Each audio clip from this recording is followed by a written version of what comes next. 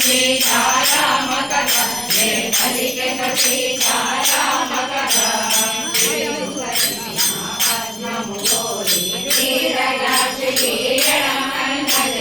పురుషోత్తముని ప్రేమ గౌరిలో గుణముని అనురాగమున కలసి మెలసి నాయను తొడాదలి శుభజకుడోదయ కాంతులు విడిసే తిరునగవను గగజానటి గాంధి శ్రీ హనుమానుడు దేవులు నాయక పలికెన సీతారామ కథ నే పలికెన సీతారామ కథ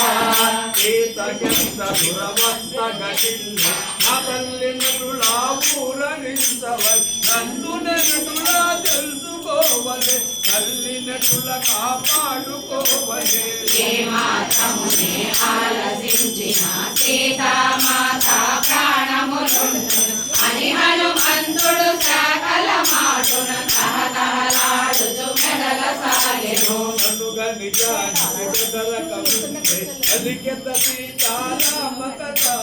సత్యమైనది సత్యముగాని పావనమైనది శుభకరమైనది సీతామాతకు కడు ప్రియమైనది పలుకు పలుకు నాటే నెలుగునది అని హనుమంతుడు మృదు మధురము కథ నే పలికెద సీతారామ కథ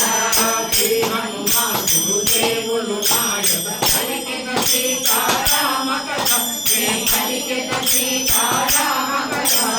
దశరథ దిగులు రాజోత్తముడు పుణ్యశీలుడు కీర్తిమంతుడు రాజర్షులలో ఉత్తమోత్తముడు యశము వరుణ ఈశాఖవంతుడు అయోధ్యపురి రాజధానిగా కోసల రాజ్యము ఏలుతుండగా అన్యను మంతుడు మధుమధురముగా కలిగిన సీతారామ కథ